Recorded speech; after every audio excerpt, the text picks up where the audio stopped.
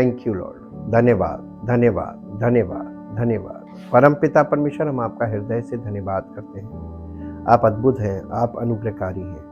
आपके काम, आपकी पवित्र आत्मा के बिना कोई समझ नहीं सकता। आपकी योजनाओं को भी बिना पवित्र आत्मा के कोई नहीं समझ सकता, और बिना पवित्र शास्त्र के, पवित्र आत्मा की बातों को कोई नहीं समझ सकता। हम आपका धन्यवाद करते हैं। आपने हमें वचन दिए और उन वचनों को सिखाने वाला पवित्र आत्मा दिया, ताकि हम वचन को पढ़ें नहीं, बल्कि हम आपके लिखित वचन में पवित्र आत्मा के द्वारा उन चीज़ों को देखें जो आपने उसमें रखी हैं, ताकि पवित्र आत्मा से प्रेरित लोग उन बातों को आपके वचन में देख सकें, समझ सकें और उसके अनुसार चल सकें, ताकि हम सब का जीवन परमेश्वर की महिमा में आगे बढ़े और परमेश्वर की महिमा का कारण बने। धन्यवाद के साथ इस प्रार्थना को आपके इकलौते पुत्र प्रभु यीशु मसीह के नाम से मांगते हैं, आमीन। Praise the Lord. हम परमेश्वर का धन्यवाद करते हैं किंगडम ऑफ गॉड पार्ट 32 के लिए। आज इस पार्ट में जब हम पहुंचे हैं, जैसा कि हम लगातार सीरीज में देखते आ रहे हैं, और परमेश्वर के वचन में हमको देखना है। सबसे पहले नए नियम में यीशु मसीह ने सबसे पहले कहा देखने के लिए। जब तक परमेश्वर का राज्य, बॉर्न अगेन की पहचान, यानी जिसका आत्मा का पुनरुत्थान हुआ, या जिसकी आत्मा में परमेश्वर ने, प्रभु यीशु मसीह ने जन्म लिया, उसकी आत्मा में जीवन आया, उस व्यक्ति की पहचान है कि वो आत्मिक राज्य को और मसीह को देखने लगता है। सबसे पहली चीज इसलिए प्रकाश है। और जब फिजिकली भी आप देखिए, जब कोई बच्चा पैदा होता है, दुनिया में आता है, तो सबसे पहले वो आंख खोलता है और रोशनी देखता है, प्रकाश। और संसार में भले वो देखकर कुछ समझे ना, लेकिन देखने लगता है। सबसे पहले आंख खुलती है। वैसे ही आत्मिक जन्म में सबसे पहले आंख खुलती है, बॉर्न अगेन। हमको पुराने नियम में जाकर कुछ देखने को मिलेगा, और वहां पर जो देखने को मिलेगा वही बातों के, उसी के विषय में नया नियम हमसे बात करता है। पवित्र आत्मा आपको पुराने नियम में ले जाकर दिखाता है और फिर नए नियम में लाकर आपसे बात करता है, ताकि आप परमेश्वर के राज्य को केवल समझे ना, और केवल सुनने वाले ना बने, बल्कि देख के चलने वाले बने। और इसीलिए नए नियम में कुछ बातें ऐसी हैं जिन्हें लोगों ने आज तक वो प्रीचिंग का पॉइंट ही नहीं बनी। कभी किसी ने इन बातों को प्रचार में रखा ही नहीं, क्योंकि ये प्रचार के लिए है ही नहीं, ये शिक्षा की बातें हैं, शिक्षा से संबंध रखती हैं। सबसे पहले मेरे साथ एक पद निकाल के पढ़िए, जो आपको मिलेगा रोमियो की पत्री, उसका 15 अध्याय, उसका 4 पद। रोमियो की पत्री, उसका 15 अध्याय और उसका 4 पद। यहां पर इस प्रकार से लिखा है, जितनी बातें पहले से लिखी गई, यानी पुराने नियम की बात कर रहा है, जितनी बातें पहले से लिखी गई वे हमारी ही शिक्षा के लिए लिखी गई हैं, कि हम धीरज और पवित्र शास्त्र के प्रोत्साहन द्वारा आशा रखें। हम नया नियम जो है वो हमारे जीवन में जब तक प्रभु यीशु मसीह का अनुग्रह, पिता का प्रेम, प्रभु यीशु मसीह का अनुग्रह और पवित्र आत्मा के द्वारा हमारा आत्मिक जन्म नहीं होता, तब तक हमको धीरज रखना है। और धीरज रखने के लिए शिक्षा में लगे रहना है, शिक्षा, टीचिंग, ताकि हम पुराने नियम में जाकर उन बातों को देखें जो परमेश्वर ने रखी हुई, वो हमारे लिए लिखी गई। पवित्र शास्त्र वर्ड, जब भी मैंने पहले भी बताया, जहां कहीं नए नियम में पवित्र शास्त्र वर्ड आता है, ये ओल्ड टेस्टामेंट को दिखाता है। पुराने नियम में 39 पुस्तकें थी, और पुराने नियम में 39 पुस्तकें, ये उन 39 पुस्तकों को पवित्र शास्त्र बोला जाता है। और नए नियम में 27 किताबें हैं, जिन्हें गॉस्पल बोला जाता है, इंजील बोला जाता है उर्दू में, और हिंदी में सुसमाचार बोला जाता है। ये सुसमाचार की किताबें हैं, और इन किताबों के अलग अलग वर्गीकरण हैं। या जब आप इस सुसमाचार में आते हैं, तो इसका मतलब आप नए नियम में आ गए।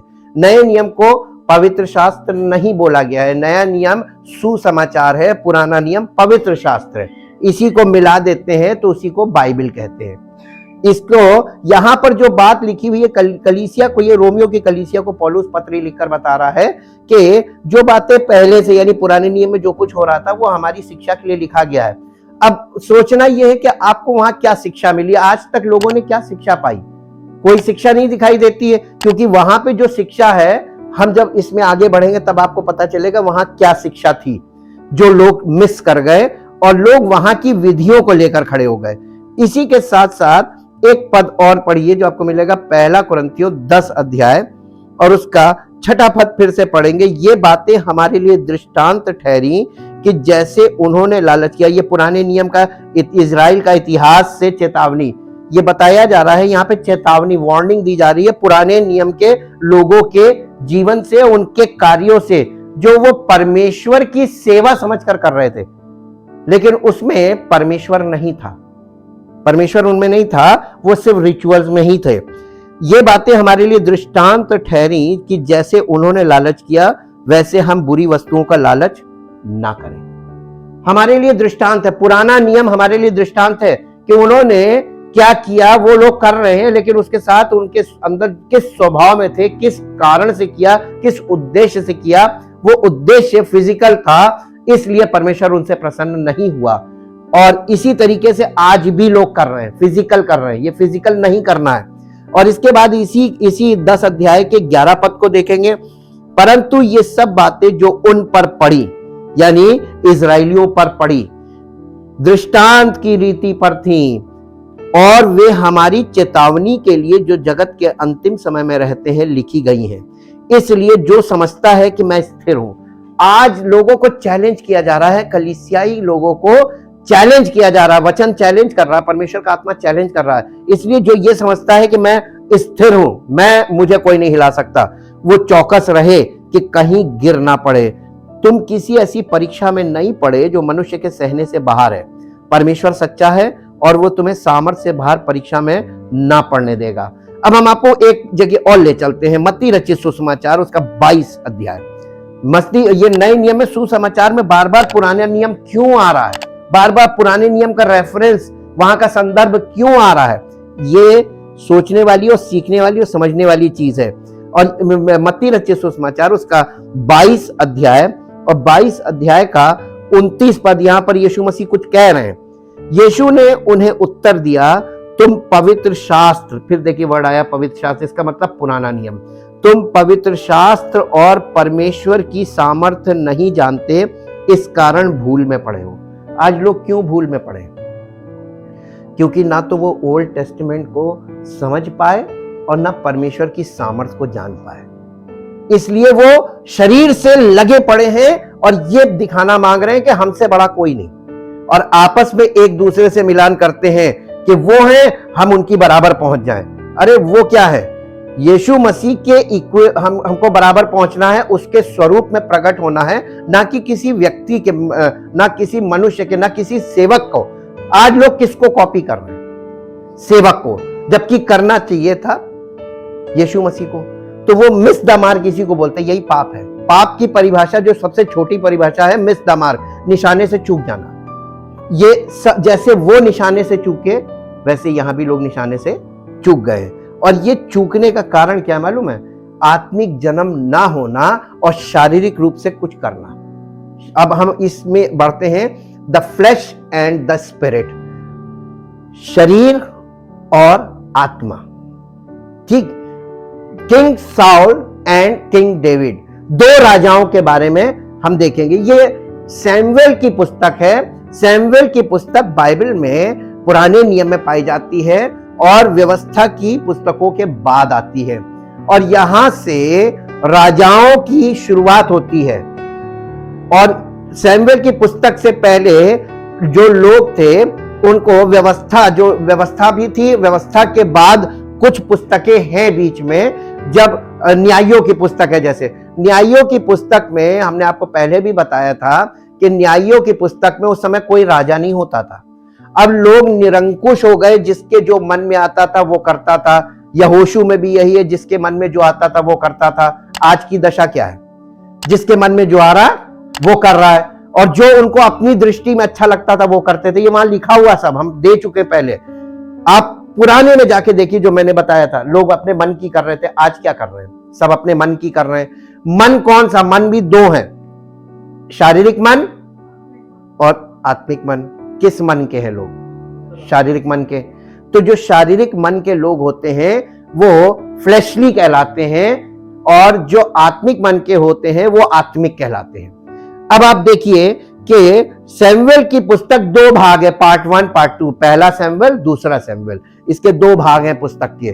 और ये वो पुस्तक है कि इससे पहले कि राजा नहीं थे तो राजा की जगह न्याय करने के लिए कोई तो होता होगा। तो जो न्याय करने के लिए जो लोग होते थे उन्हें न्यायियों कहते थे, वो जजेस थे, और वही राजा समझिए, उन्हीं का हुक्म चलता था। और इस तरीके से आप देखेंगे कि जो न्यायी होता था वो मिलिट्री का हेड होता था, फौजी होता था वो फौजी। अब आप देखिए किसी भी कंट्री में जहां पर फौजी हुकूमत होती है, मिलिट्री रूल चलता है, वहां पर जो मिलिट्री का हेड होता है वही कंट्री का हेड होता है, और वही डिसाइसिव पर्सन होता है, वो जो कहेगा वही माना जाएगा। उसको उर्दू में काजी बोलते हैं, इसीलिए न्यायियों की पुस्तक उर्दू में काजियों की किताब है। काजी लोग होते थे जो लोगों का न्याय करते थे, और वही राजा की पदवी पर थे। फिर और डेवलपमेंट हुई परमेश्वर ने अपने वचन, जब आप परमेश्वर के वचन में जाते हैं तो सिविलाइजेशन का डेवलपमेंट भी दिखाया साथ साथ।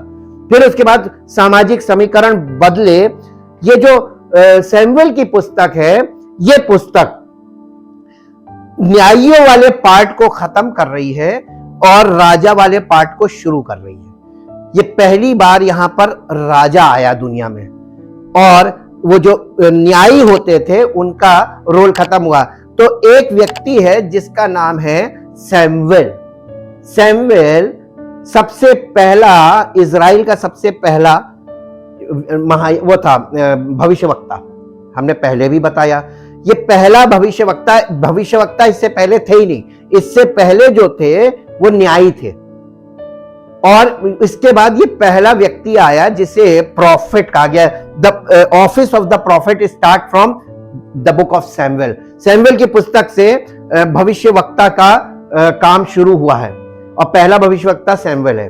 और यहीं से पहला राजा आया, फर्स्ट किंग। और यहीं से जब प्रॉफिट आ गया, और याजक पहले होते थे, तो याजक पहले थे, प्रॉफिट यहां आया, और प्रॉफिट और राजा दोनों आ गए। अब प्रॉफिट और राजा के बीच का आपको सीखना पड़ेगा कि जो प्रॉफिट जिसको अनॉइंट करता था वही किंग होता था, वही राजा होता था। अब ये पुस्तक की शुरुआत होती है। यहां पे दो राजा हैं, king sol and king David. एक का नाम है राजा शाऊल हिंदी में, और दूसरे का है राजा दाऊद। ये दो राजा हैं।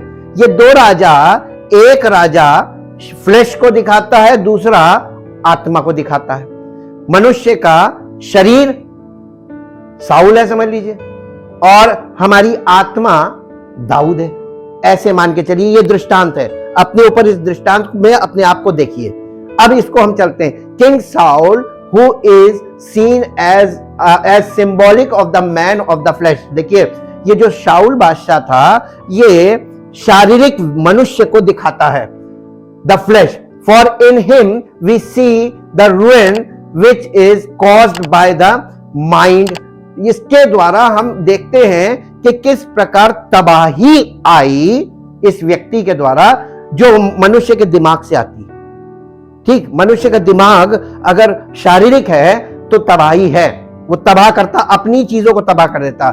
which is set on the flesh, वो माइंड जो शरीर पर फोकस करता है या शरीर पर लगा होता है। बाय कॉन्ट्रास्ट, इसी के विपरीत, David is the man of faith. Daud जो है वो विश्वास का वो मनुष्य है जो विश्वास से भरा हुआ है। And is a beautiful illustration, और ये बहुत सुंदर चित्रण है। इलस्ट्रेशन का मतलब होता है चित्रण है of the mind which is set on the spirit. वो उस दिमाग को दिखा रहा है, उस मन को दिखा रहा है जो आत्मा पे फोकस होता है। शाऊल उस व्यक्ति को दिखाता है जो जिसका माइंड शरीर पर फोकस है, और दाऊद उस व्यक्ति को दिखाता है जिसका माइंड आत्मा पे फोकस है।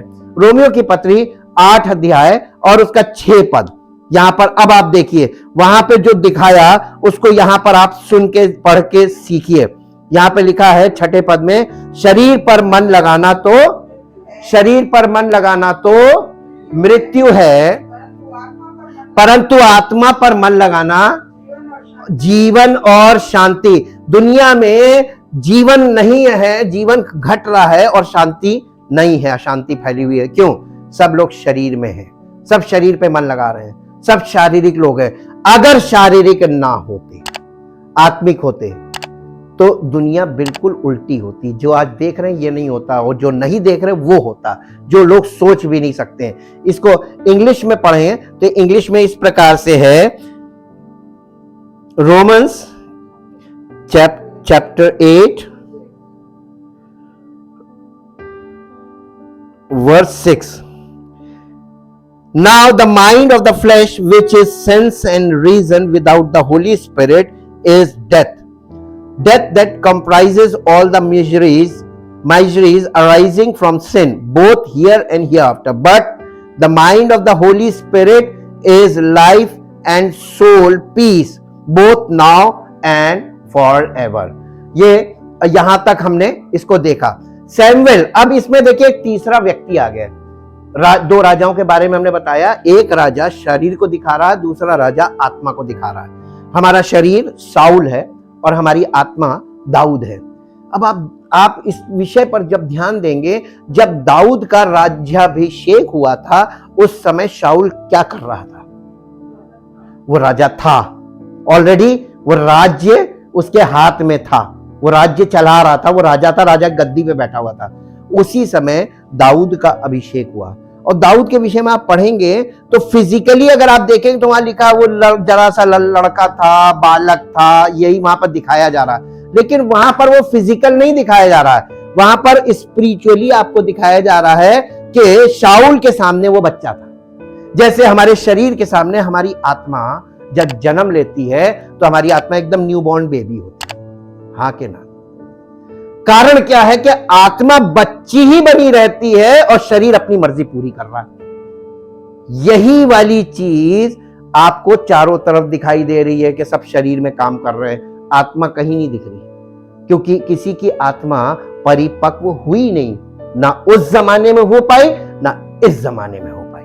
तभी तो परमेश्वर को अपने पुत्र को भेजना पड़ा, ताकि आत्मिक रूप से परिपक्व व्यक्ति को दुनिया देखे।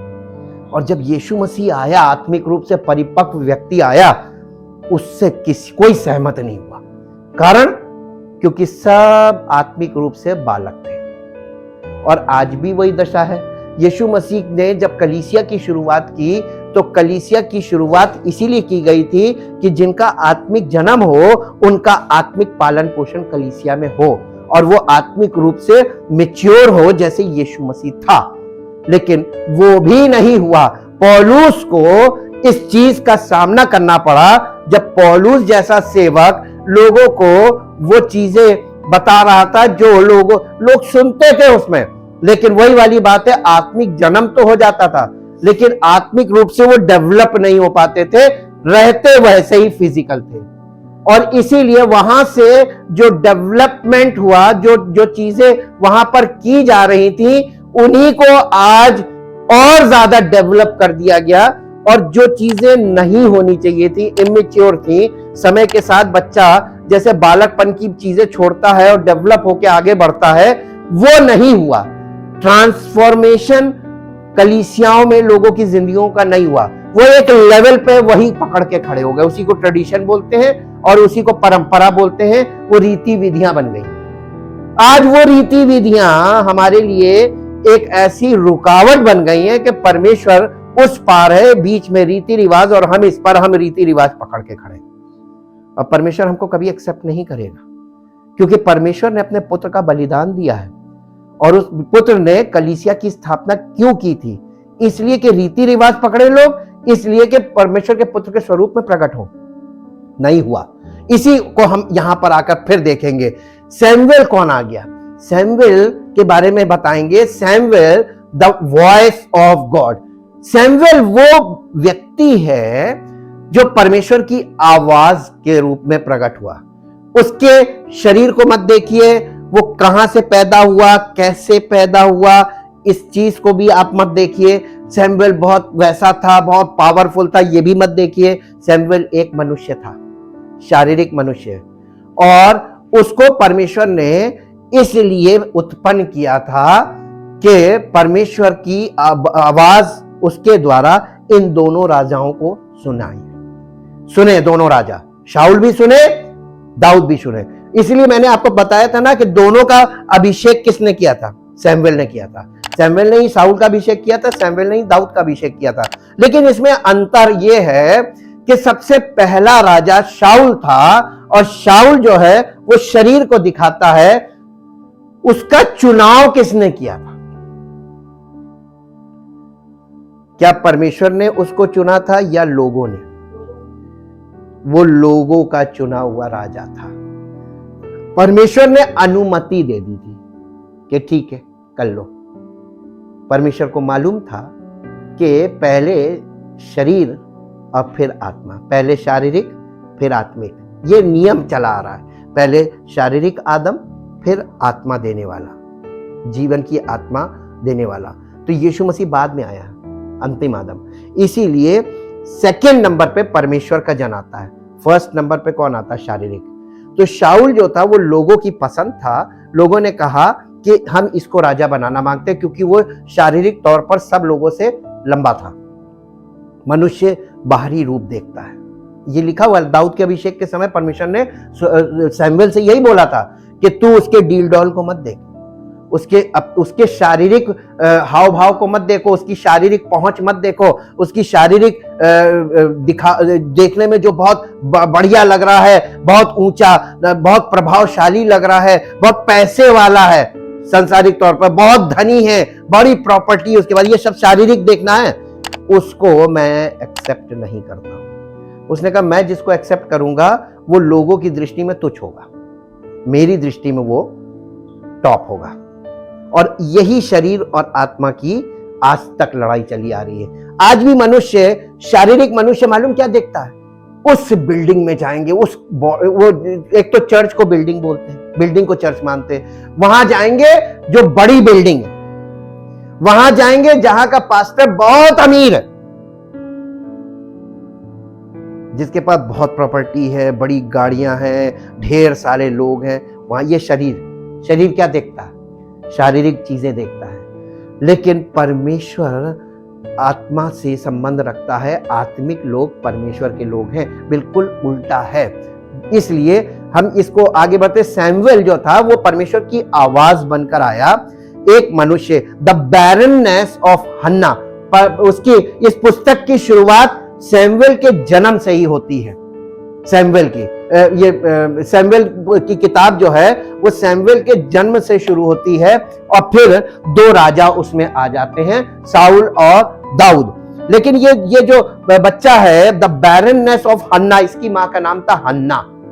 हन्ना जो थी वो, बैरननेस का मतलब होता बांझ थी, एक बांझ लेडी थी, और वो परमेश्वर को बहुत विश्वास करती थी और परमेश्वर के भवन में हमेशा आती थी जब भी वहां पर आने का समय होता था।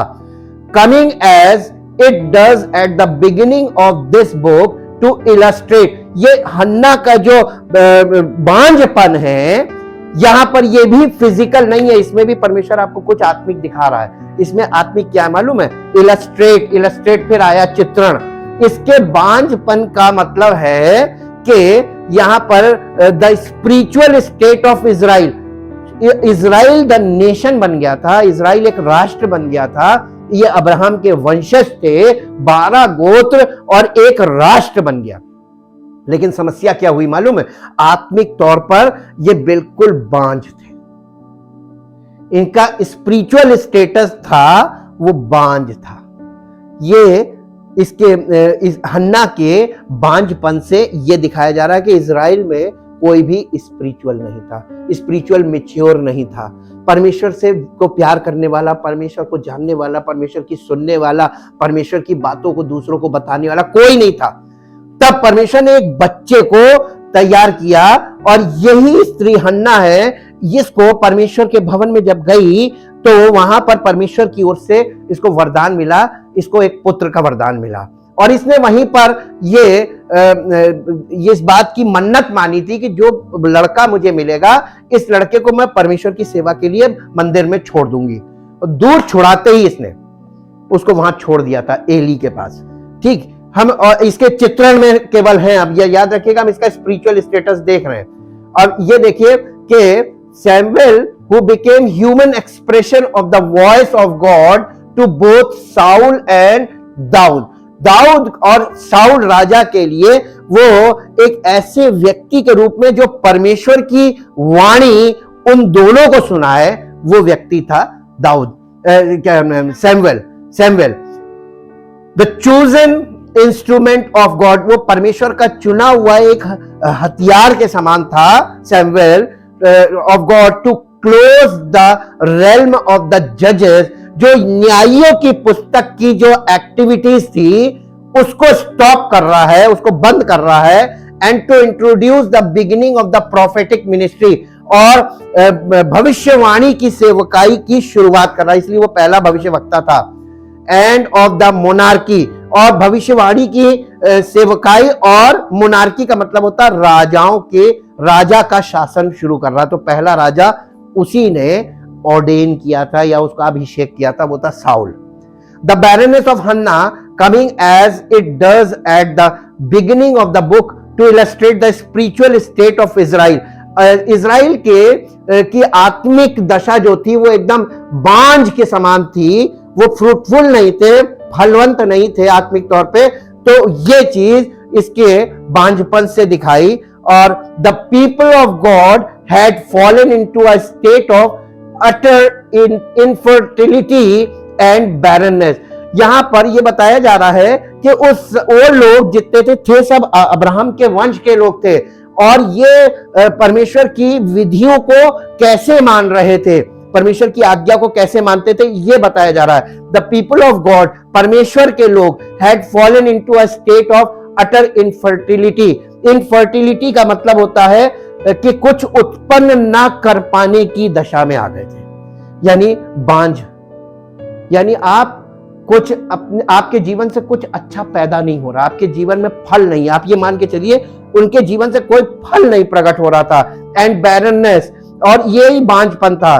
The priesthood which God had set up with the tabernacle, और जो प्रीस्टहुड यानी जो परमेश्वर ने याजक पद का वो सिस्टम बनाया था, याजक और महायाजक वाला, जो टैबरनेकल यानी दाऊद के तंबू से जुड़ा हुआ था, वो परमेश्वर का बनाया हुआ था, परमेश्वर ने उनको दिया था as a means by which the people would have access to him. वो परमेश्वर ने इसलिए ये सिस्टम तंबू बना के उनको ये बनवाया था, और उसमें सारी चीजें बनवाई थी मूसा के द्वारा उस इंस्ट्रक्शन में, ताकि लोग इस टैबरनेकल के द्वारा, ये एक उपाय था, टैबरनेकल भी एक दृष्टांत है, ये एक ऐसा उपाय था जिससे लोग परमेश्वर तक पहुंचे, was beginning to disappear।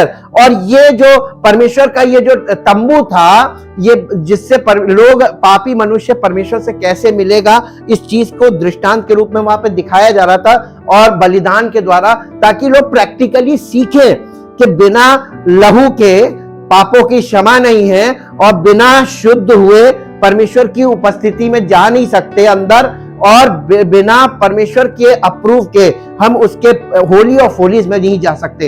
ये 3 एंट्रेंसेस में, और ये सब जो वहां पर चलता था उसके द्वारा ये दृष्टांत दिखाया जा रहा था कि लोग देखें, सीखें, समझें, और ऐसा नहीं हुआ।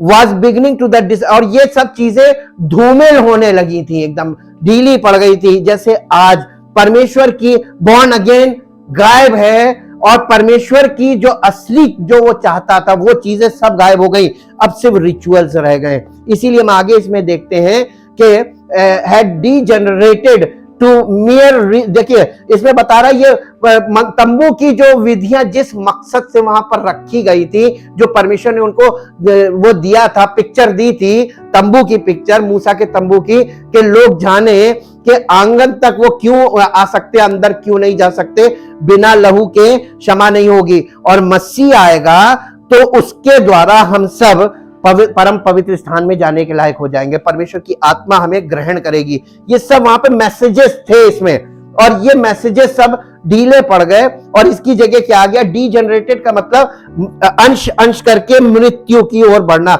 ये स्पिरिचुअल स्टेटस की बात की जा रही है। आत्मिक तौर पर लोग धीरे धीरे धीरे धीरे मर से गए टू मियर, और वो उसकी जगह मालूम क्या आ गया, to mere ritual and ceremony. तमाम रीति विधि आ गई जिसे ट्रेडिशन कहते हैं, और सेरेमनी संस्कार आ गए। लोग आज संस्कार, वाटर बैप्टिज्म एक संस्कार है, आज लोग संस्कार पकड़ के खड़े हुए हैं, और रीति विधि, ये त्योहार, समय समय पर किस तारीख को कौन सा त्योहार है, ये रिचुअल्स है। तो एक तरफ रिचुअल और एक तरफ संस्कार, ये दो चीजें इजराइलियों के उसमें आ गई। And was no longer a priesthood, no longer potent factor in maintaining the vitality of faith. और विश्वास को बढ़ाने वाली कोई बात नहीं थी, न विश्वास बढ़ रहा था, न विश्वास लोगों में पैदा हो रहा था, कुछ ऐसा नहीं हो रहा था। और ये सब चीजें मेसअप हो गई थी of faith with in the nation, और पूरा राष्ट्र जो था वो एक धार्मिक क्रियाओं में सब लोग फंस गए थे। आज क्या दशा है, बिल्कुल यही है, पिक्चर वहां पर हमको देखने को मिलती है। उसके बाद हम आगे बढ़ते, the priesthood was failing in Israel not because there was anything wrong with the priesthood. वो जो प्रीस्टहुड था, जो मंदिर की व्यवस्था थी और याजकों का जो कार्य था, ये सब चीजें फेल हो रही थी। इसलिए नहीं कि प्रीस्टहुड में कोई गड़बड़ी थी, प्रीस्टहुड में कोई गड़बड़ी नहीं थी, वो परमेश्वर ने उनको दिया था, परमेश्वर कभी कोई गलत चीज नहीं देता, बट बिकॉज द पीपल, ये मनुष्यों के कारण था, जो याजक और महायाजक बन रहे थे, इन प्राइड, वो इतने घमंड से भर गए थे, याजक और महायाजक, refuse to bow before the Lord, वो परमेश्वर के आगे झुकना नहीं चाहते थे। उनको कि अब तो हम याजक हो गए, अब हम यूं हैं, हम परमेश्वर के आगे झुकेंगे नहीं। और वो परमेश्वर के आगे झुकना भूल गए थे और अपने आप अपनी गलतियां मानना भूल गए थे। Pride, refuse to bow before the Lord through arrogance, they would not turn from their idolatrous worship. वहां पे वो लोग वर्शिप तो बहुत करते थे, लेकिन घमंड से भरे लोग, और परमेश्वर के वचन में नए नियम में लिखा हुआ है कि घमंडी को परमेश्वर बर्दाश्त नहीं करता है। घमंडी व्यक्ति को, जो घमंड से भरा होता है, घमंडियों का सामना करता है और दीनों पर अनुग्रह करता है। यह है परमेश्वर का नेचर। और वो घमंड से भर गए थे, वर्शिप करने का घमंड था उनके पास। परमेश्वर, हम तो मंदिर के अंदर जा सकते, इस बात का घमंड था। हम लोगों के लिए सेवा कर रहे हैं, घमंड। और घमंड था, इसलिए वो क्रोधी बहुत थे, बहुत क्रोध करते थे, और लोग उनसे कुछ पूछ ले तो क्रोध में ही जवाब आता था। ये आइडोलेट्रस वर्शिप का मतलब होता है मूर्ति पूजा वाली आराधना। अब यहाँ पे आइडोलेट्रस लिखा हुआ है। आज लोग सोचते हैं कि हम तो मूर्ति पूजा नहीं करते। आपने नए नियम को ठीक से समझा नहीं है। नए नियम में लिखा हुआ है लालच बराबर मूर्ति पूजा के। और आज लोग आराधना क्यों कर रहे हैं? लालच में। ये आइडोलेट्रस वर्शिप है। अगर आप ये सोचते हैं कि हम परमेश्वर की आराधना करेंगे तो हमें आशीष देगा, आशीष पाने के लिए आप आराधना कर रहे हैं, तो ये आइडोलेट्रस वर्शिप है। आप परमेश्वर के भवन में कुछ प्राप्त करने के लिए आए इस मंशा से कि हमें देगा तब हम विश्वास करेंगे, आइडोलेट्रस वर्शिप। आप परमेश्वर की आराधना कुछ दे या ना दे, वो उसने हमें जीवन दिया है, वो हमारे जीवन का आधार है, इसलिए हम उसकी आराधना कर रहे हैं। दीनता और नम्रता के साथ उसकी आराधना करें, घमंड के साथ नहीं, और सच्चाई के साथ उसकी आराधना करें, सच्चे मन से, किसी लालच के कारण नहीं, डर के कारण नहीं कि अगर नहीं करेंगे तो हमारा नुकसान हो जाएगा। ये भी आइडोलेट्रस वर्शिप है। और आज भी लोग आइडोलेट्रस वर्शिप में वर्शिप करते हैं। And come before the Lord for, and not come before the Lord for cleansing, और परमेश्वर से शुद्ध होने के लिए उसके पास नहीं आते हैं। आइडोलेट्रस वर्शिप करने आते हैं। ये पॉइंट बहुत इंपॉर्टेंट है। आज लोग कलीसिया में जमा काहे के लिए हो रहे हैं? आराधना करने के लिए।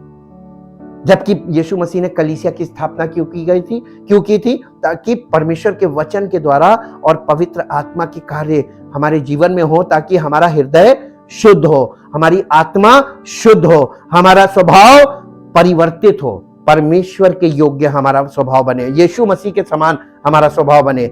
इसलिए कलीसिया की स्थापना की गई थी। इसीलिए आगे लिखा है, as a result their access to God was cut off. और इस कारण से उनका परमेश्वर तक उनकी जो पहुंच थी वो कट ऑफ हो गई। आज क्यों लोग परमेश्वर तक नहीं पहुंच पा रहे? आज क्यों आश्चर्य कर्म क्यों नहीं, सामर्थ्य के काम क्यों नहीं हो रहे? परमेश्वर काम क्यों नहीं कर रहा है? आप किसी के मुंह से जाके सुन लीजिए, हमने प्रार्थना की और ये किया। परमेश्वर हमारे हाथ में है क्या कि हम बोलेंगे तब करेगा? परमेश्वर के वचन में लिखा है, परमेश्वर ने मूसा से कहा था कि मैं अपनी मर्जी का मालिक हूं, जिस पर चाहूंगा अनुग्रह करूंगा, जिस पर नहीं चाहूंगा नहीं करूंगा। उसका मंत्री कौन हुआ जो उसको बताए कि ये कर, ये मत कर? ये बातें इसी बात को दिखाती हैं कि परमेश्वर को कोई कह नहीं सकता कि ये करो, और कोई उसे मजबूर नहीं कर सकता कि ये करो और ये मत करो। परमेश्वर अपनी मर्जी का मालिक है। आज लोग ये क्यों कहते हैं कि हम प्रार्थना करेंगे और ये हो जाएगा, जबकि परमेश्वर ने ऐसा कभी नहीं सिखाया। परमेश्वर के बच्चे ऐसा नहीं बोल सकते। ये घमंड है, यही प्राइड है। वो प्रार्थना के ऊपर भरोसा करते, यही तो इजरायली लोग करते थे, वो याजक लोग यही करते थे। उनके याजकपन में यही प्रॉब्लम थी कि वो सोचते थे कि मैं कर रहा हूं, और जबकि परमेश्वर उनसे कहता था कि मैंने तुमको यहां पर कर्मचारी नियुक्त किया है, मालिक मैं हूं। और यीशु मसीह ने इसके विषय में दृष्टांत भी दिया है, जिसे हम बाद में आगे देखेंगे। अब इसमें देखिए, ultimately in the contrasting lives of Saul and David, दाऊद और शाऊल के जीवन से अंततः हमको यह सीखने को मिलता है कि मनुष्य का जीवन में क्या चीज, कैसे हम पता लगता है कि कौन शारीरिक है कौन आत्मिक। This book will describe the eternal conflict between the proud heart. ये पुस्तक, सैमुएल की पुस्तक, इस बात को दिखाती है कि जो इटर्नल कॉन्फ्लिक्ट का मतलब जो अनंत संघर्ष है शरीर और आत्मा का, वो हमें दाऊद और शाऊल के द्वारा देखने को मिलता है। कैसे एक शारीरिक व्यक्ति जिसका दिल घमंड से भरा है, which finds confidence in itself, मालूम घमंड से भरे दिल की पहचान क्या है? जिसको ये भरोसा होता है कि मैं करूंगा और ये होगा। कॉन्फिडेंस इन इटसेल्फ, अपने ऊपर भरोसा रखता है, अपने ऊपर भरोसा रखता है। यदि आज कलीसिया में लोग, कलीसिया के लोग या कलीसिया का सेवक अपने ऊपर भरोसा रखता है, मैं प्रार्थना करूंगा हो जाएगा, ये घमंड है और ये शारीरिक व्यक्ति है, ये शारीरिक व्यक्ति की पहचान है। जब कोई इस तरीके का बोले, समझ जाइएगा कि ये शारीरिक व्यक्ति है, द फ्लैश, ये शाऊल है। ऐसे शाऊल से आपको याद रहेगा, and its ability to perform, और ये कुछ बड़ा करके दिखाना चाह रहा है, प्रदर्शन करना मांग रहा है। इस तरीके से आज लोग प्रदर्शन करना मांगते हैं कि हम कितने शक्तिशाली हैं, कि हमने प्रार्थना की और ये हो गया। ये एक प्रकार का परफॉर्मेंस है, परफॉर्म करना है।